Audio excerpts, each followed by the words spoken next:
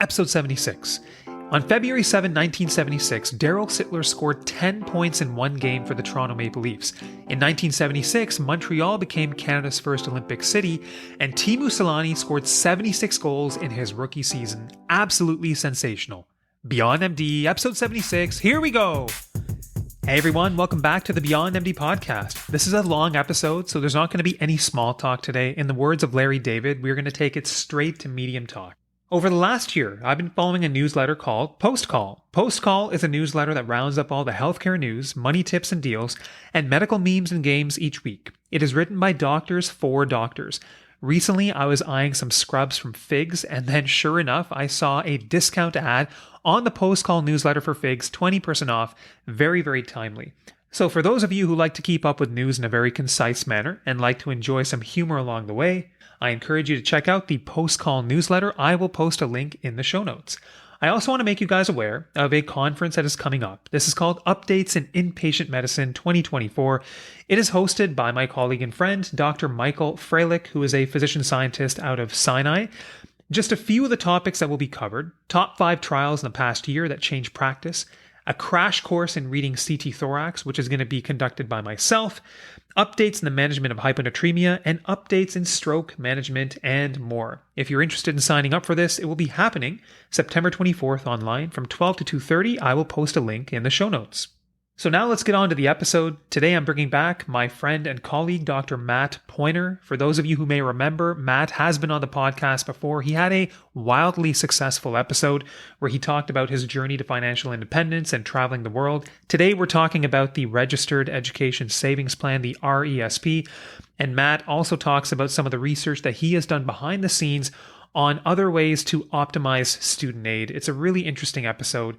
So for those of you who don't know Matt, he has been a longtime blogger online at dividendstrategy.ca. He even started a personal finance course for physicians by himself, and he is currently undergoing certification to become a financial planner, and currently he does offer flat fee financial planning. Matt is really knowledgeable on a wide range of financial topics, and he is able to distill these concepts in a very digestible manner. And on top of that, he's a really nice guy. So with that, here's my conversation with Dr. Matt Poyner. Matt, welcome back to Beyond MD. I'm really excited to have you back on the show.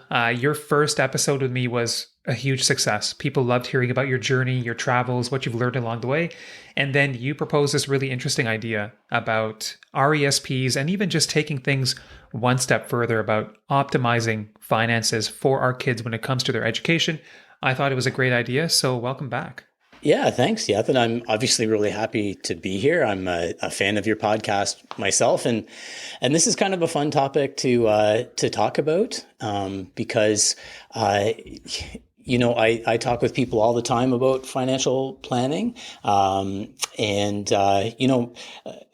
a big part of the conversation, especially up front, is to kind of try to put our finger on what people's values are, like what they want their money to support in their life specifically, kind of optimize the planning for life fulfillment and not always necessarily wealth.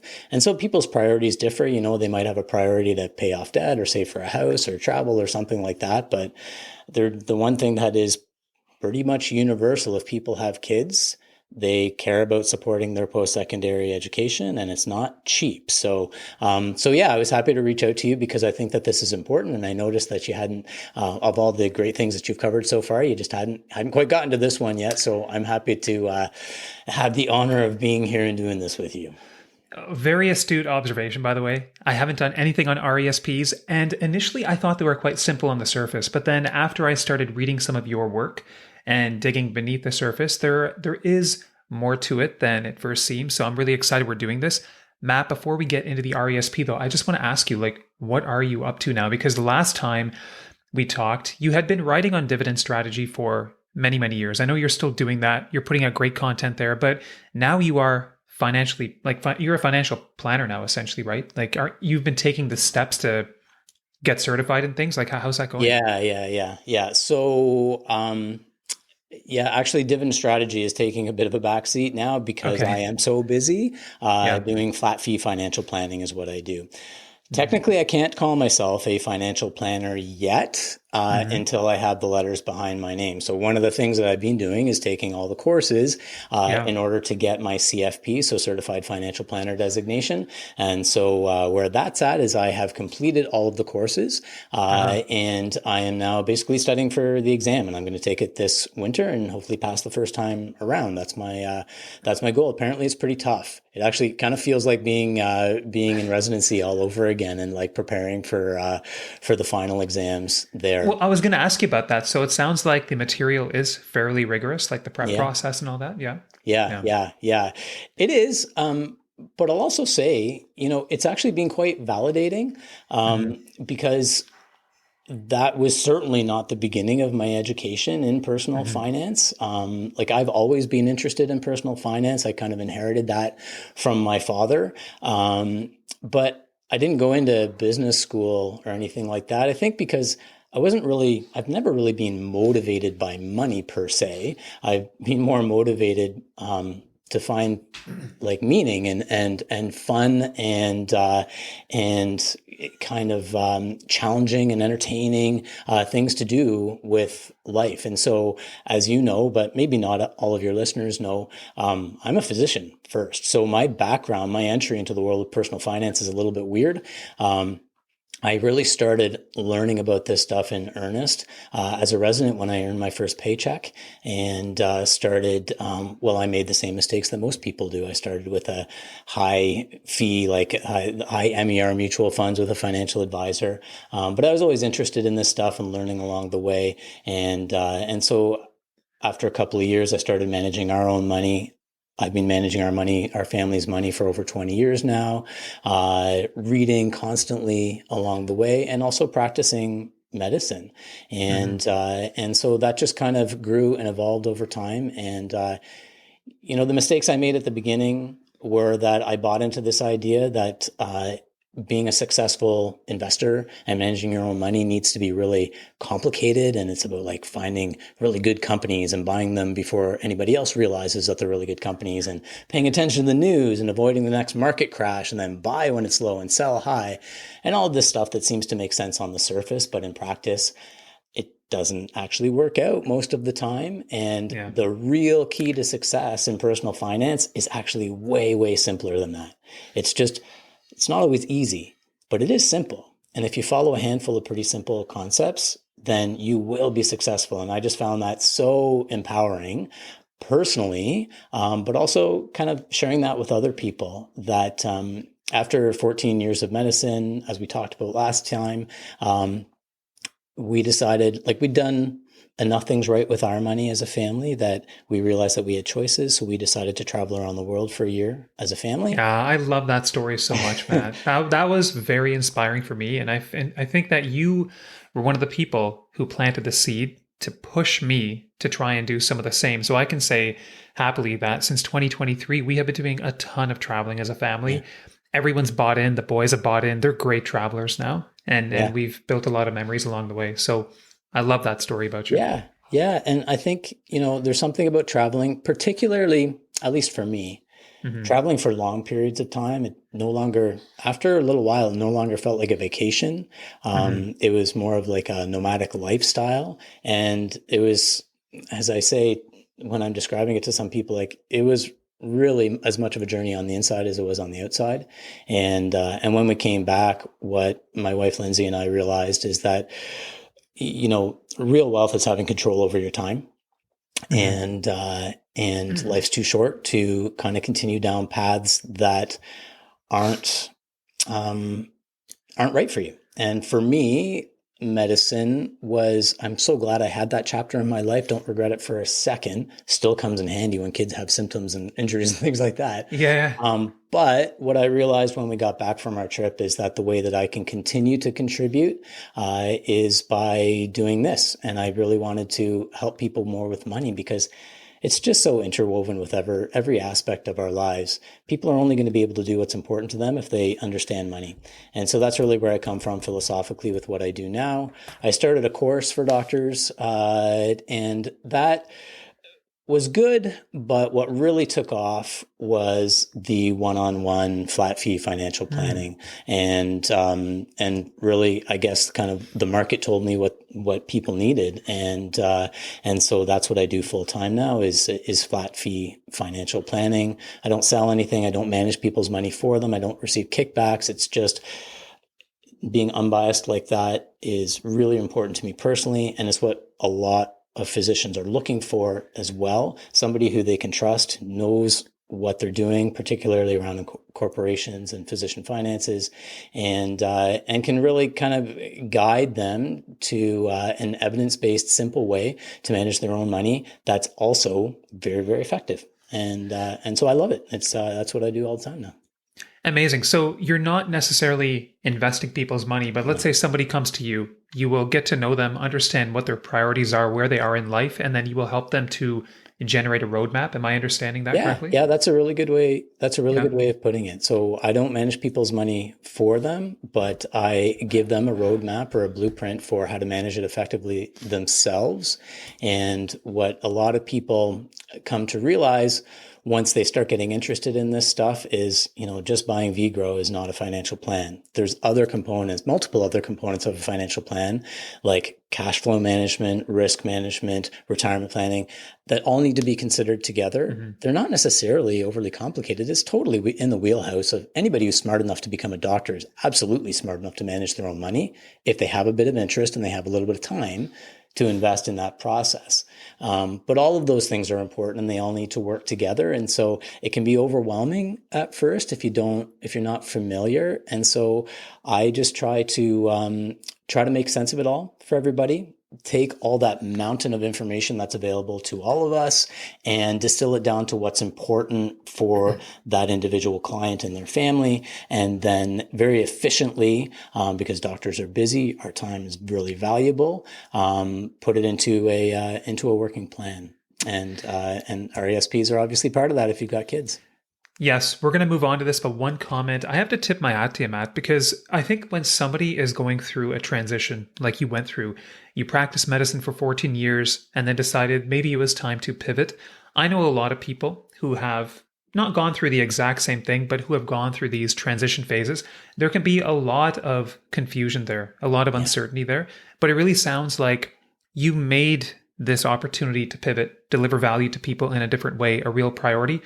And you took the steps to get there, right? Like you knew what you had to do to get there. You started with the course, then you started with these one-on-one conversations. Now you're getting certified. I don't think everyone would necessarily be able to do that, but it's great to see that you've kind of followed through in this stepwise fashion. I think it's amazing.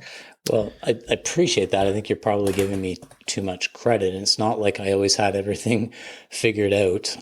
When I have these conversations with people who are maybe thinking about doing the same thing, a lot of physicians in particular, they, in my experience anyway, they really want to know what to expect. They want to plan, they want to know, okay, well, if I'm going to not do medicine anymore, this is what I'm going to do.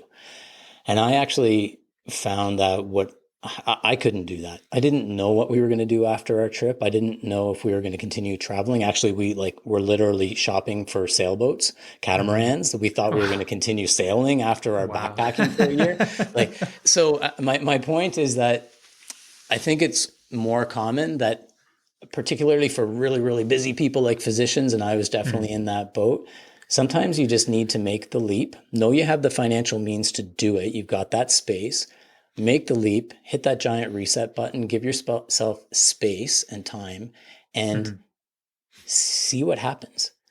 Because so many physicians are so busy all the time that they don't have time to sit down and reflect, to explore other things. And that's what I needed to do. I certainly did not know when we left on our trip that this is what I was going to do afterwards. It just evolved this way, and I'm really happy that it did. I love it. So RESPs, Registered Education Savings Plan. Give us a very high level overview, Matt, and then we can dive into some details. Sure.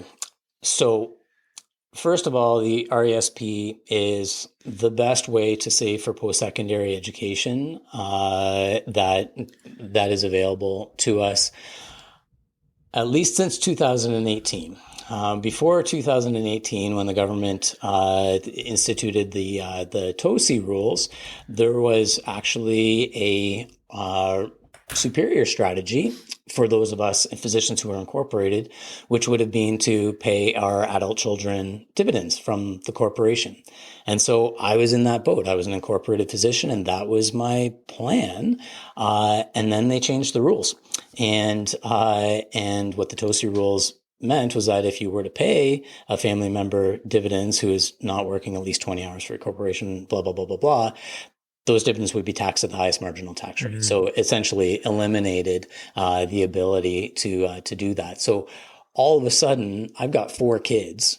I don't have any RESP, and they're all on the path, fingers crossed, to go to post-secondary education. And so I really made it a very personal project of mine to learn as much as I could about RESP. So that's really kind of the backstory for how I got into this and why I was really personally interested in figuring out how to optimize these things.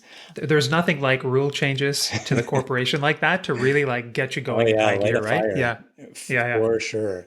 And so, so what I discovered, I think one of the cool things about RESPs actually is that, like for people who are managing their own money or thinking about doing that, is that they kind of have a really nice balance. It's not too hard to understand the basics, which I'll describe in a minute. But also, as you mentioned earlier, there's kind of other levels of kind of satisfying complexity if you really want to optimize it. But like 90% of the benefit of RESPs is just understanding the basics, and it's not too hard. So I think the best way to understand the basics of pretty much any registered account is to kind of think of what are the rules around contributions? What happens to the money once it's in the account? And then finally, what happens to the money when it's coming out of the account? I love it. So that's how I think about all registered accounts. So when it comes to RESPs and contributions for RESPs, for every student and every beneficiary, there's a $50,000 maximum contribution. Mm-hmm. There's no annual maximum. It's just a total maximum of $50,000. So that's important. Now, those contributions are made with after-tax dollars. So unlike our RSPs or FHSAs, there's no tax deduction for putting money into an RESP. So $50,000 maximum contribution. The really cool thing about RESPs, the biggest benefit of all, though, is that the government will top up your contributions at a rate of 20%. Up to $500 per child per year. And that's called a Canada Education Savings Grant, or a CESG. So if I say CESG, that's what I'm referring to. Mm-hmm. Now, for lower income families, there's also things like the Canada Learning Bond. That's, if I recall correctly, probably not going to apply to most physicians. That's mainly for families with incomes of under about $50,000 per year, if I recall correctly. But the main thing is the CESG. So $500, free money, 20% is like a guaranteed 20% rate of return on the first $2,500 you contribute to the account per kid per year. The other thing I'll mention about contributions is that if you've missed a couple of years, if you're a little bit late, you don't get on top of it right away, you don't need to worry about that because you can catch up on contributions. But you can only catch up 1 year at a time. So say you've got a 2-year-old and you didn't open the RESP for the first 2 years of their life. In year 3, you could contribute, instead of $2,500 to get the $500 CESG, you could contribute $5,000 and get $1,000 in CESG. Do that again the next year. Now you've caught up for the 2 years that you've missed. And then after that, you could contribute $2,500 per year and you get the $500 CESG. That's what I've been doing. I opened mine up for our family when my oldest was 4, my youngest was 1.5. So I was a bit behind the 8 ball. And so I've been putting in like $5,000 per kid just to catch up and earn the CESG at the same time. Yeah. So that's really contributions. Now, once the money is in the account, You can invest it in really anything that you could invest in within a TFSA or an RSP. Maybe we'll talk about what you might want to do with the investments within the RESP in a little bit. But the main thing to realize about the RESP, first benefit being that free money from the government. The second benefit is that once money's in there, it grows tax-free. So if you're investing in ETFs or whatever, then any capital gains, dividends, maybe interest, that's all tax-free within the RESP basket. So that's pretty simple. And then the last step is, well, what happens when the money comes out? And there is some details there, which we'll get into. But the bottom line is that the taxable portion of the RESP comes out and is taxed in the student's hands. So the RESP itself does not belong to the child. That's actually something to be clear about. It belongs to the parent or parents. But when the money comes out, the taxable portion, which is not the whole thing, we'll talk about that. The taxable portion is taxed in the student's hands. And so it'll probably come out essentially tax-free because students in general don't have much income, if any, and they also have the availability of student tax credit. So it's probably going to come out tax-free or very close to that.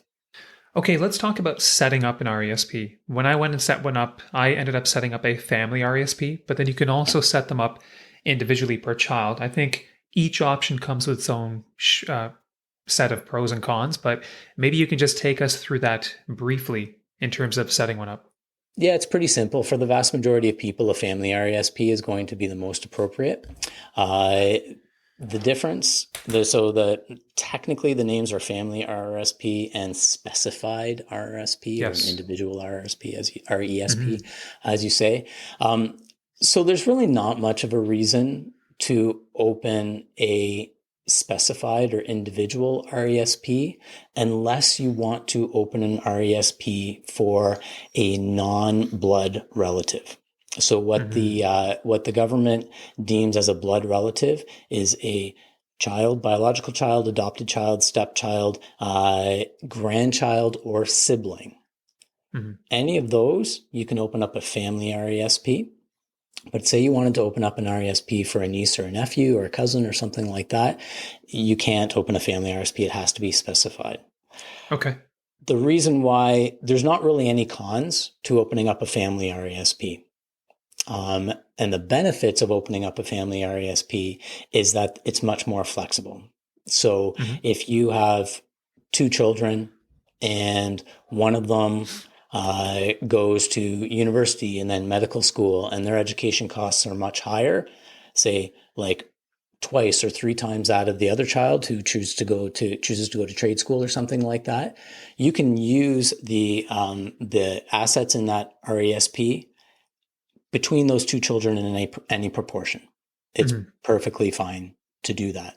Whereas a specified RESP, it's just for one kid. And so you kind of have to use it all for that one child. Let's talk about contributing money to an RESP. And I went through your blog, Dividend Strategy, and I think you had talked about three different scenarios. One is putting in $2,500 a year and then catching up in the very last year. The second option, which is probably difficult for a lot of people, is to put $50,000 upfront per child to just give that money more time in the markets to compound. And then the third option was a hybrid strategy. I think it was maybe around $16,500 initially, and then smaller increments to basically put more money in at the start, but then also get the benefit of the CESG. What did you find amongst these options in terms of what would be the most optimal way to go if we're going to make the most out of this thing? Yeah, exactly. So I did that analysis again because I was trying to figure out how to optimize the RESP because we needed to catch up. We've got four kids. And so the way that most people will fund an RESP is by maximizing the CESG. So $2,500 per kid per year, you'll get your $500 free money from the government. That's a great way to do it. By the time the last year that you can contribute to an RESP is in the calendar year when the child turns 17. If you do that, $2,500 per year for those years, by the end, in order to reach that $50,000 cap, you would need to put in an extra $7,500. Okay. So if you do that, then that's certainly, not a bad way to do it at all. But if you think about the way the RESP works, there's one detail I didn't mention before, which is that the CESG maxes out at $7,200 per child. You don't get it every single year. If you do $2,500 per year contributions, in the 14th year, you will have maxed out the CESG. You won't get any more when you continue to make your contributions. And so in the 14th year, you will have contributed about $36,000 if you're doing $2,500 per year. So at that point, you will have $14,000 of unused contribution room that you won't get any more CESG for. And so the analysis that I ran was, as you mentioned, $2,500 per year, all the way to the end, top up at the end. Number two, put in the whole $50,000 up front. You'll only get $500 worth of CESG, but you get more money in that account earlier to compound tax-free. And so, the magic of compounding, there's benefits to that as well. Does that outweigh the CESG that you're giving up year after year after year? Well, that depends on a lot of things, a lot of assumptions. It's actually kind of a complicated analysis to do. And what I found is that it might actually beat the first option. But is there kind of a middle of the road approach where you take that $14,000 of contribution room that wouldn't necessarily generate more CESG at the end, and instead, if you've got that money available and you're not taking it from your RSP or TFSA contributions, what if you put that in up front? And what I found was that was actually the optimal strategy. So instead of putting in $2,500 in year one, you put in $16,500. You get the $500 CESG. As the years go by and you continue with your $2,500 contributions, you'll max out your CESG, so you'll get the maximum amount of government money. You get as much money in there as possible in order to grow tax-free as well. And I found that to be the optimal strategy. So that's so interesting, Matt. I guess I would have thought that if somebody had the ability to do so, to put in $50,000 per child right up front, I thought that option would have trumped everything else. But I'm guessing it sounds like that's not what you found. So there is a lot more nuance, and it kind of depends how you run the simulations. So, so you and I had a little bit of email discourse before this, and I've had some communication with the Looney Doctor about this as well, because he did independently did an analysis as well. Yeah, Mark did that too. Yeah. And so, so I've actually been in communication with him. We've had great talks over the last couple of years about a couple of things, but he did come to a different conclusion. And what he found is that the optimal amount to front load the RESP with, instead of $16,500, might be something like $35,000. And so I asked him about that, and I asked him if he had thought about the fact that there's risk. There's a certain risk that you take in investing a lump sum upfront or front loading the RESP. What if the stock market goes down in those first couple of years? You can't contribute anymore. Of course, it could go the other way, but we don't know. And so there's this thing in investing called risk-adjusted returns. And risk-adjusted returns are really all that matters. What it means is that a guaranteed rate of return is basically just worth more than an uncertain rate of return. And so the way that I think about contributing to an RESP is that CESG, that 20% top up from the government, is a guaranteed rate of return. And so giving up that guaranteed rate of return, I think that needs to be taken into account in how we think about the optimal way to fund an RESP. And so even though in the Looney Doctor's analysis, he found this optimal number of about $35,000 of a front load, at the end of the day, that only results in about a $4,000 or $5,000 difference in the final balance of the RESP. And we had this conversation. We both agreed that in real life, we would both absolutely take the guaranteed rate of return, that guaranteed CESG money, any day of the week over the risk that is entailed with a larger lump sum. So I'm kind of a bottom line kind of guy. Looney Doctor does fantastic analysis. He's got way more skills than I do. I'm kind of like what's the bottom line here? And I think for all that detail, the bottom line is that prioritize the CESG. If you have the money available and you're not taking from RSP or TFSA contributions, you're not stealing from a line of credit or something like that. If you have an extra $14,000 around that in non-registered money that you can use to front load the RESP, that would be the optimal strategy. Okay. And what kind of dollar figures roughly are we talking about? Like, let's just say everyone's got a similar rate of return. If you went $2,500 per year versus the $16,500 in that initial year, followed by $2,500 increments, what's the potential difference dollar amount that one could end up with in that RESP? Yeah, so when I did my analysis, what I found is that it's roughly between contributing about $2,500 per year and then topping it up at the end versus front loading with that $14,000. At the end of the day, or at the end of 18 years, it's probably about a $30,000 or $40,000 difference. Okay, that's reasonably significant.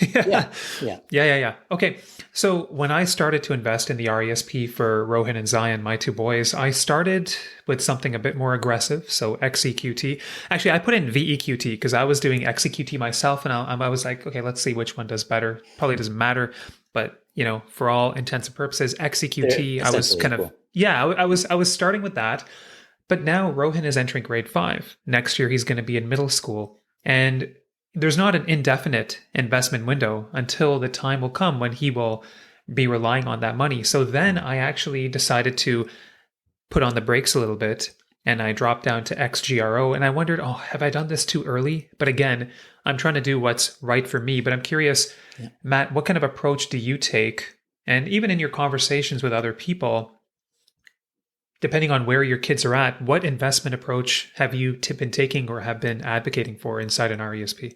Yeah, this is one of these situations where there's probably lots of wrong answers, and there's a couple of right answers. There's no one right way to do this. I think the wrong way to approach investing in the RESP is to use it as a place to speculate on individual stocks. 100% agree. Yeah, I think that's probably wrong for most people to do in any of their accounts that are earmarked for long-term retirement. But that's a discussion for another day. But I think one of the really great things about an RESP is it's kind of like a microcosm of your retirement accounts, just in one account. What I mean by that is you shouldn't really consider the RESP as just one piece of your broader portfolio. It's kind of its own portfolio. And the reason why I say that is because it's got its own very specific goals to support post-secondary education and its own specific timeline, which is going to be different than your retirement timeline. So you can kind of treat it as kind of like a practice run for your retirement planning that you're going to be doing with your other accounts. It's an interesting analogy. I like that though. Yeah. And if you think about it that way, you can actually learn a lot from managing your own RESP. So I believe in keeping it simple, not just because it's easier to do, but also because simplicity tends to be far more effective in the long run as well. So my approach with an RESP is to use an all-in-one ETF. I think it's a perfect place to use an all-in-one ETF, like the ones that you mentioned. I don't think that there's really enough, for most people anyway, there's not enough contribution room. There's not enough assets in there that you could really create a diversified portfolio using anything other than ETFs. So whether you're using all-in-one or whether you're using like the couch potato approach with a handful of ETFs, that's fine, whatever you like to do. With respect to your specific question about kind of when to maybe adjust your asset allocation, well, you're exactly right. It really does depend on your time frame. And just what I counsel people is that, I repeat this over and over again all the time, money you're going to need within the next 5 years should not be in the stock market, or the bond market for that matter. Yeah. And so if you apply that principle to the RESP, the way that I apply it anyway is once your kids hit high school, then they're probably within 5 years of needing that money. And so my approach is to start selling off chunks of that all-in-one ETF and buying a GIC with it. So that's my favorite approach. So if they're within 5 years of needing the money, then say you're invested in XEQT or XGROW or the Vanguard versions of those, then you have a look at your financial plan. You make an estimate of how much they might need in their first year. You sell off that chunk of the ETF and you buy a GIC, a 5-year GIC for that amount. And that GIC then is going to come due when you need the money with interest, which will help adjust for inflation. And then you've got the first year taken care of. And then once they're in grade 10, then you do exactly the same thing. And then just kind of keep on doing that.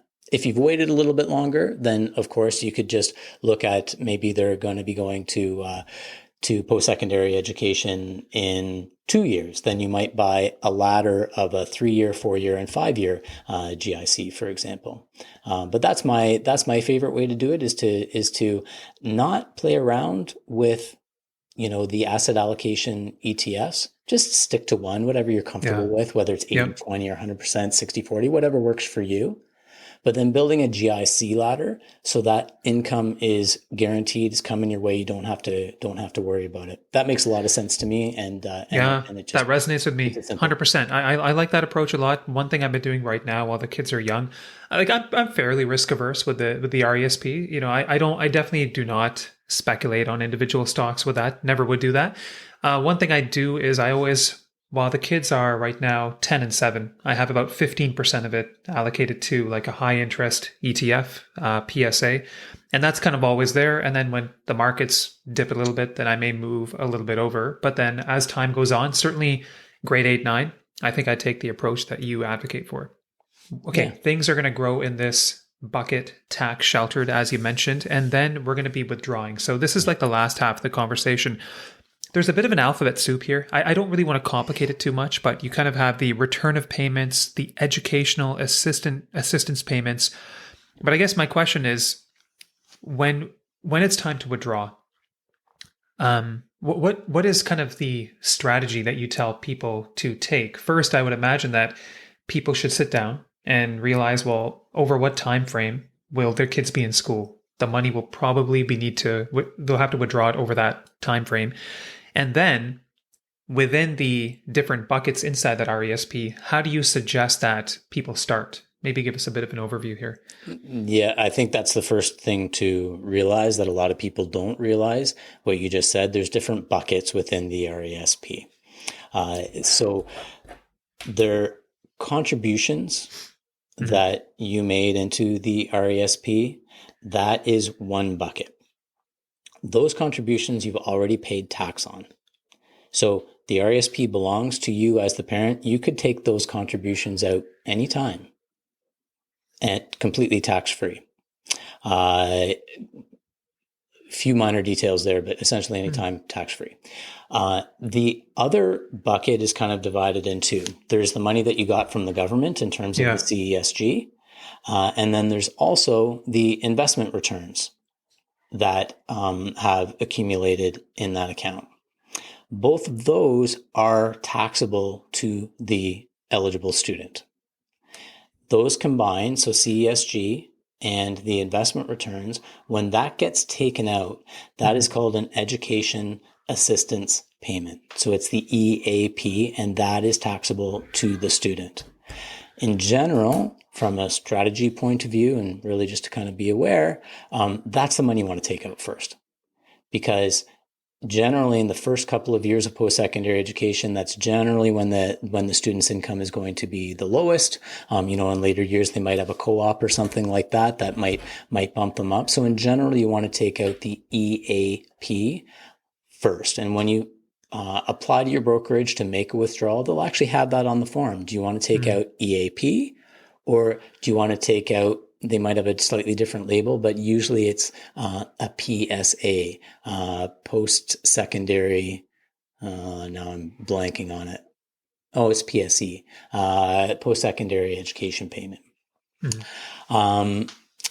And the post-secondary education payment is basically your contribution. So EAP first, there's a limit on that. Up until March of last year, you could only take out $5,000 of the EAP, the taxable portion, within the first 13 weeks. But as of March of last year, that increased to $8,000. Okay. And so $8,000 of EAP within the first 13 weeks. And then you can take out the PSE, which is basically your contributions, anytime, tax free. Okay, so is there a limit? Like, let's say in the first year of post-secondary education, is there an absolute dollar limit that one can take out from the RESP? No, there's not. There's no limit. Okay. But you wouldn't want to take out too much, because you would bump your student up into a higher tax bracket. The other thing I'll just mention that we just haven't touched on yet, but it's really important, is that the withdrawals from an RESP, they can be used for anything that is related to the post-secondary education. So it's not just room, board, tuition, books. It's also transportation, like if they needed a car or train tickets or whatever. It's anything that's related. My understanding is that it's quite rare for these to be audited, and there's a lot of leeway in how that money can be used. Okay, interesting. You mentioned the car. Are you referring to like a car for purchase? If a student needed it to like get around during their training, that's my understanding. Expense? That is my understanding. Oh, wow. Maybe one of your listeners will weigh in and say they got audited and that didn't fly. I don't know, but that is my understanding, and I believe I've even seen it on the CRA website that they specifically say transportation, and so that's my understanding. Now, I think the CRA is going to have a list of institutions, programs that are going to be eligible for the RESP, so people can track that. I'll try to put something in the show notes as well. But what if somebody has a very lengthy education? Let's say it goes way beyond undergrad. Maybe they go to medical school. They're going to be earning money in residency if they just decide to do that. But are there any limitations when it comes to a lengthier education, a professional program, anything like that we need to be aware of? No limitations. All, right? And just to comment on the intro to that question, the qualifying programs is extremely broad. So it can be college, it can be university, it can even be out of country, international. It's very, very broad. As long as it's a post-secondary education program somewhere, chances are you're going to be able to use the RESP money for it. One little nugget that I forgot to ask you about. If we go to the RESP bucket and we go to our investments within there, let's say there are foreign dividends. Are there going to be withholding taxes on foreign dividends inside an RESP, just for like the nitty gritty? Not going to make a difference big picture, but I would assume there would be withholding taxes, but I wasn't sure. So I thought I'd just throw it out there. Sure. Yeah. I've never had that question before, so I'm not going to pretend I'm 100% confident in this, but I would also assume that there would be. My understanding is that the only retirement, like with the only investment account that's recognized that would be exempt from withholding tax on foreign dividends is the RRSP. Now, let's say our kids decide on a bit of a different path. They don't want to go to school after high school. What happens to the RESP then? Yeah. So you've got choices of what you could do with the RESP. It's a lot more versatile than people think. So your first choice is you could just sit on it. An RESP can be open for 35 years. So they might need to take a gap year or a gap 5 years or something like that, but they might come around and then go to school. And so you can just keep the RESP open up to 35 years. The second option is you could transfer the RESP to another qualifying beneficiary. So that's an option as well. The third one that a lot of people aren't aware of is that you can actually transfer the RESP to your RRSP if you have the contribution room available. Now, if you do that, you would have to pay back the CESG, but up to $50,000 can be transferred to your RRSP, and that includes investment returns as well. It's not just your contributions. Oh, interesting. Okay, so you have to have the contribution room for that to be possible. Yeah. And then I imagine along the way, would you get that tax deduction as well? Probably would, right? I don't believe you get the tax deduction. Oh, you don't, eh? Interesting. No, that's probably why they give you that option, is because they're coming out ahead. But yeah, up to $50,000 can go to the RRSP, and then the last option is you could just withdraw the funds. And so if you withdraw the funds, then your contributions that you've already paid tax on, that comes out tax-free because you've already paid the tax. The CESG would have to be returned to the government. And then there's this thing that the government, again, word letter salad or whatever you referred to it before. The investment returns the government calls AIP, so it's an accumulated interest payment. And when that comes out to you, then it would be taxed as regular income to you plus 20%. No way. That's the way that works. But Plus it's not going to be, 20%. it's not a big deal. Yeah. Like, it's not going to be a huge amount of money because your in my opinion anyway, your contributions will have already come out, tax free, and all that. So between all of those options, my feeling is that it's quite versatile, and you can usually, find something that works. I know I had a bit of a reaction to that additional 20% penalty, but you're right. In the grand scheme of things, probably not going to be an enormous sum of money, but it's just a bit of a surprise to me. I guess I can't really rationalize that one out. But Matt, before we move on, I think the rationale. My guess about the rationale is it's to compensate for the tax-free compounding you had within that account. Okay. Yeah, that's my guess. Okay. Before we move on, I just want to make sure, when it comes to withdrawals, have we covered most of what people need to know? Did we miss anything? I think that's covered it. Okay. Now, you were also kind of talking about, now that your oldest, Owen, it's his first day today. So guys, we're recording this on September 3rd, and Owen is U of T engineering. Is that right? He's U of T. Yeah. And that's another motivation for me to reach out to you because, I was budgeting about $25,000 per kid, per year, of parental support. And that's probably actually conservative. That's probably generous, looking at the overall data for how much school costs, even university costs in Canada.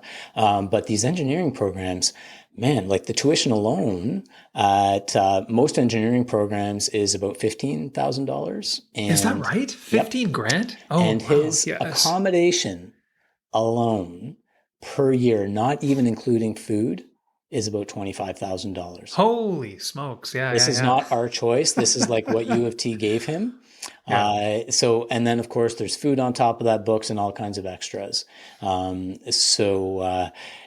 Sometimes it can be a lot more than what you were expecting.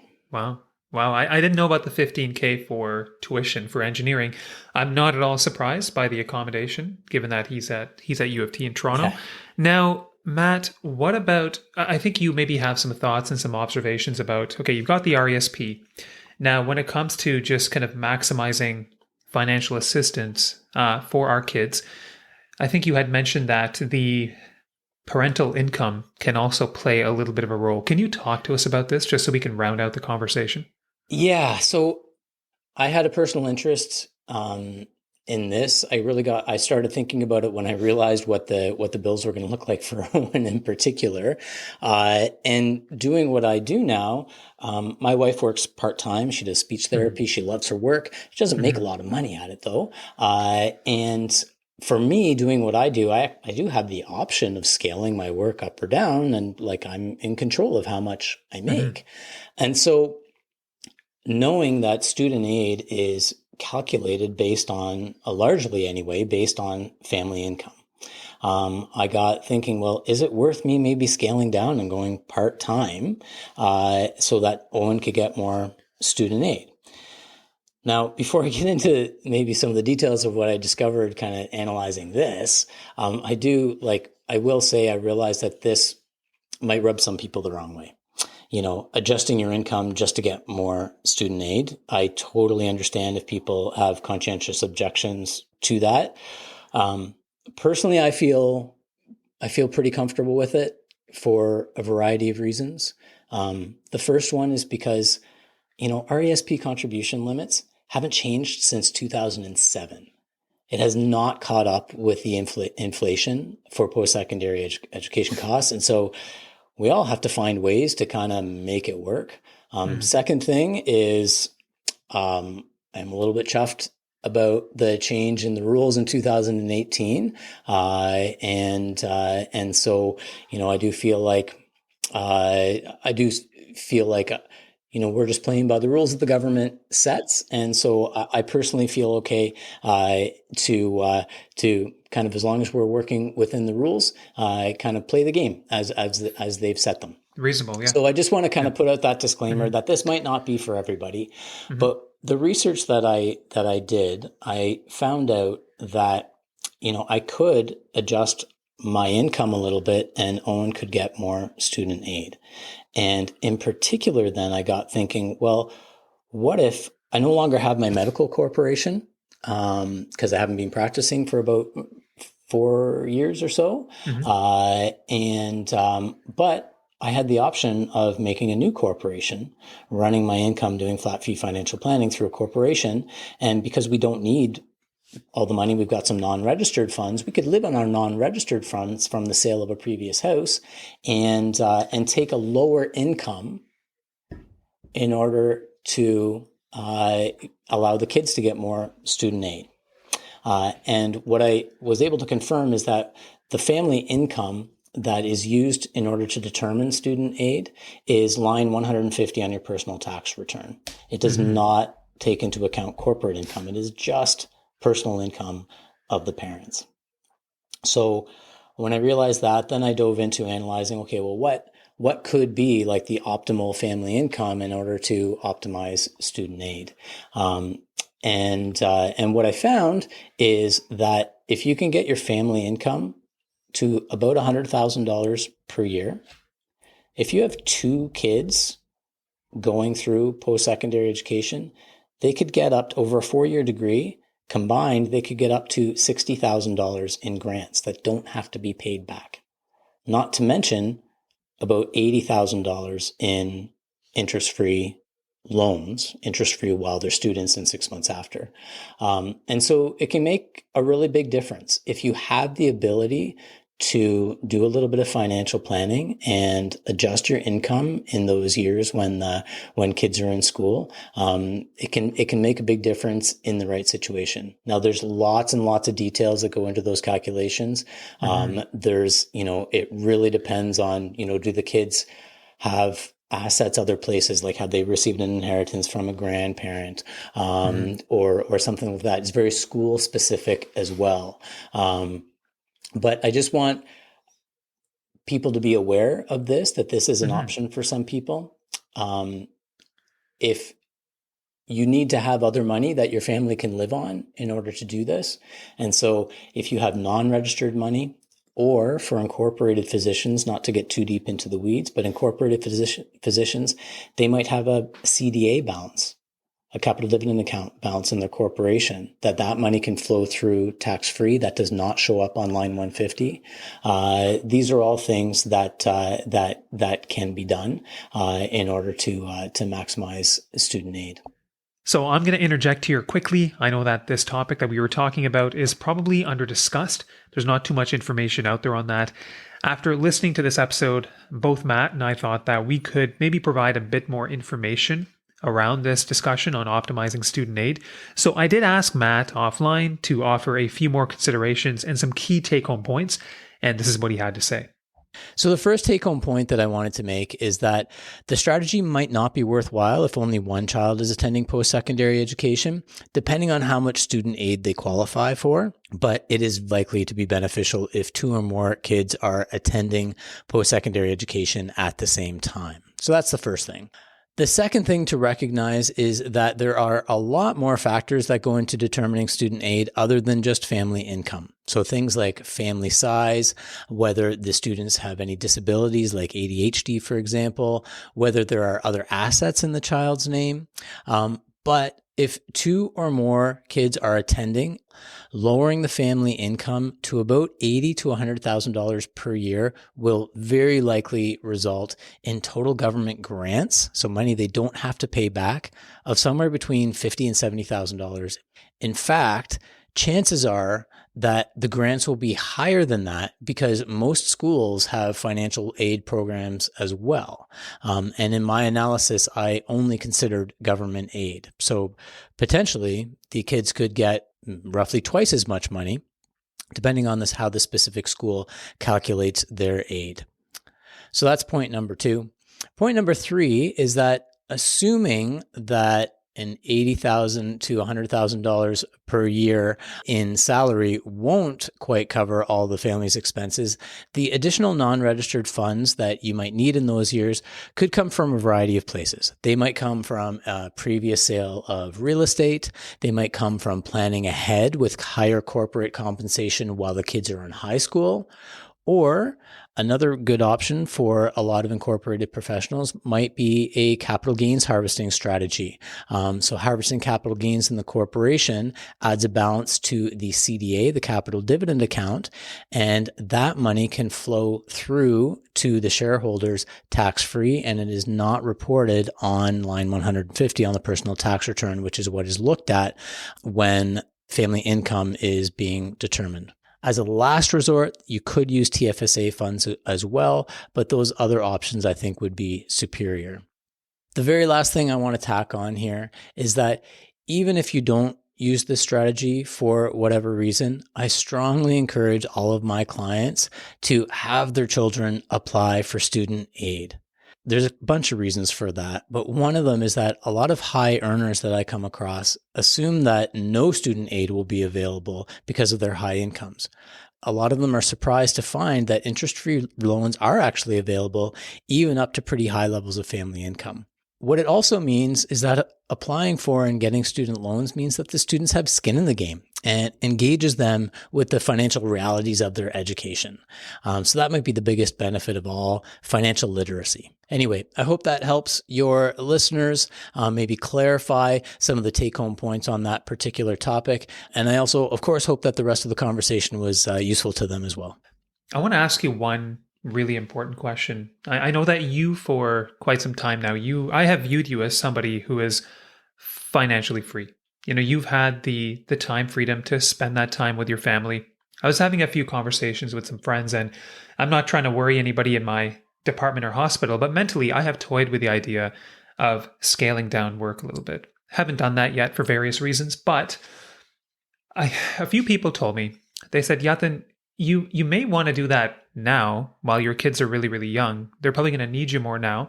And then later on, let's say if they're entering undergrad, maybe they're moving out of town, you could perhaps scale up then. That I find mentally challenging to do, but it just made me kind of think, and I thought you'd be the perfect person to ask because you've had some time freedom for a while, spending a lot of time with your wife and your 4 boys. What's your view on that? Do you think that there is a certain window in your experience where the kids are going to benefit from the time that we give them more than other periods in their life? I'd love your take on this.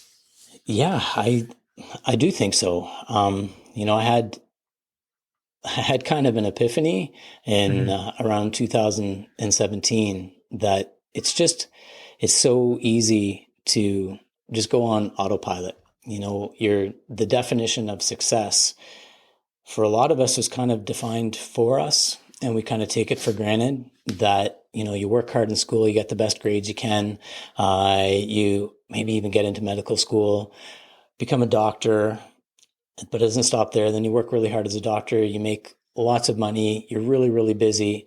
But you buy a house, you drive nice cars, and often with the goal of having kind of funding some kind of luxurious retirement when your kids are gone. And that's kind of the definition of quote unquote success that a lot of people, a lot of us, including me for the longest time, kind of subscribe to without even realizing it, that it's only one definition of success. And that absolutely might be right for some people, maybe even a lot of people. I don't know. But for me, it definitely wasn't. And I just started, like, this light bulb went off, and I started thinking of that as one trajectory. But there's many other paths that you could take, whether it's doing what we did and taking a year off, and then just kind of seeing what happens, or, maybe taking just more vacation overall, or several mini retirements, or maybe fully retiring for 5 years and then going back to, like, it could be different things for different people. I think for those of us with kids, I haven't met anybody with kids who wouldn't say that they are the most important thing to them. And so for me, I was more than happy to financially, we'd kind of reached a level of what some people call lean fire. So we'd saved enough that we had enough to cover our basic living needs. We wouldn't have to worry about those. Anything extra beyond that, we'd have nicer things and stuff like that. That's the kind of milestone that we had reached. And that was enough for us. We had this window of opportunity to do something big and crazy and important to us with our family, which was travel around the world for a year. Our kids were between 5 and 10 years old. And to us, that was the perfect time. We've met lots of other families who've done it at different ages, and they all say it was the perfect time. But for us, that seemed to be the perfect time. And we're so glad we did it. But we're also glad that, when we came back, we realized that real wealth is having control over your time. And so we purposely moved to a place that was not a high cost of living area, so that we still had control over our time. And that's been honestly even more important over the years since we got back from our trip than it was for our trip, because you just never know what's going to happen with your kids, when they're going to need you. So I think it can look like a lot of different things for a lot of different people. But yeah, I don't think anybody will ever regret taking a bit more time, being a little bit less busy, and not to sound cliche, but just being able to be present for your kids. I will be honest with you. I wasn't able to be really present for my kids like I now know I can be before we took the trip. I was just voluntarily, it was totally my choice. I was just so busy all the time. My brain was always going with the next shift, the next project, next thing I was learning about. I'm just that kind of person. But I really needed that to kind of figure out how to slow down. So I guess, the last thing I'll say about this, maybe I'm all over the place, I apologize. But the last thing I'll say about this is that even though I made kind of like a big sudden change and we went on that trip, that was actually really, really hard. And I think that there's a lot to be said, particularly if as you're describing, you're not 100% sure. Like, try slowly scaling back and see what it feels like. And you'll probably just know whether it's for you or not. Matt, I love it. I love learning from your journey, and I think there's a lot of valuable lessons that you have come across, and I appreciate you sharing all this with everybody. I think this last segment here for me is certainly one of the most important parts of our conversation today. So I'm really happy we finished on that note. And Matt, as always, thank you so much for your time. And I can't wait until the next time we talk. Well, yeah, it's a pleasure talking to you, and please don't get me wrong. Like, I'm just figuring this stuff out as I go too, and I'm happy to talk about it, because I think talking about it allows us all to process it a little bit better and learn from each other. And Yeah, parenting, absolutely. we're all just flying by the seats of our pants anyway. Absolutely, Matt. And I'm excited to see what comes for you in this next stage. As you are getting certified and you're having more one-on-one conversations, just really excited to see where this goes for you. And good luck with that. Yeah, me too. Thanks very much. Of course, man.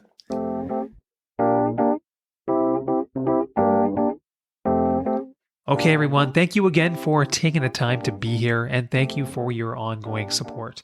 If you like what you're hearing on Beyond MD, I would be so grateful if you can share the episode with a few people in your network. If you like this episode specifically, feel free to share, tag us, and keep the conversation going.